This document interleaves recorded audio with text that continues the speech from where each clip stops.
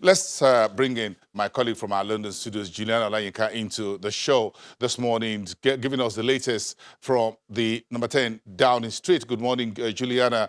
The Prime Minister, Boris Johnson, 2 days ago decided to weigh in on the digital technology tax, but he's saying on Huawei that he's going to defer decisions on that until after the December 12 elections. This is a politically correct statement, isn't it?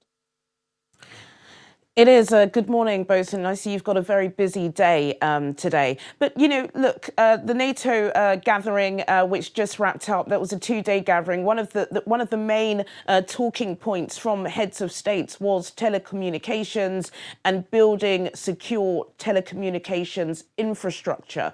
That was a big discussion. And of course, as we know, a lot of member states do believe that one of their biggest threats is the rise of China.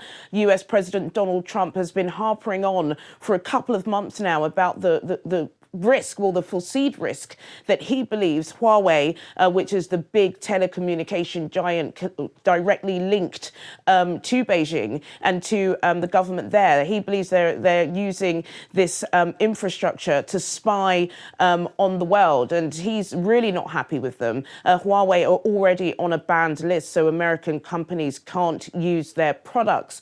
But you know, Boris Johnson, and even before Boris Johnson, Prime Minister Theresa May, you know, they were not sure about whether or not they should chime into this debate. There have already been conversations ongoing about whether or not Huawei would be able to help build some of the UK's 5G infrastructure. But yesterday, Boris Johnson did weigh in, and he said that national security is of the utmost importance. And there are some suggestions that he was then really leaning on to what Donald Trump had said, although he did back that up by saying that, you know, they're not going to be closing the doors to China or any foreign investor, but they need to be very, very careful, and a decision will be made next year. Of course, Beijing were very quick to respond, saying that, you know, they're hoping the UK will maintain its open-mindedness and that Huawei is a very trusted brand. And of course, much more widely than that,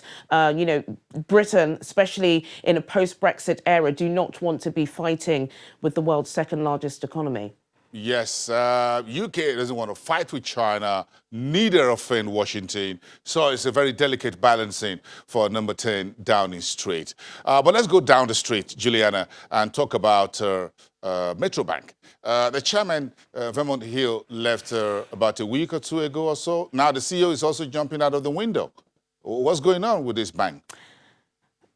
Oh, you know, Metro Bank, an embattled bank that has over 1 million followers, users. They've been going for actually quite a couple of years now, and they've really tried to survive in a market that's pretty tough, especially when even the established banks are struggling to push off the competition from fintech companies. But yes, Craig Donaldson, he has announced his resignation just 2 months after the founder, Vernon Hill, did resign. He's released a statement saying that, you know, he's done all that he can do, but he believes that he needs to take a step back effective immediately. This has been a very torrid year for Metro Bank. Not only have their shares plummeted and the value of the company plummeted about 70%, they've also had a massive accounting error at the beginning of the year to the tune of £900 million, and city regulators are still watching them to make sure everything that they did, you know, wasn't implicit, or there was nobody at the top who was implicit with it. And yes, they have really struggled with several other things. I think as well they had a loss of £2.2 million in Q3. So this is not great news for them.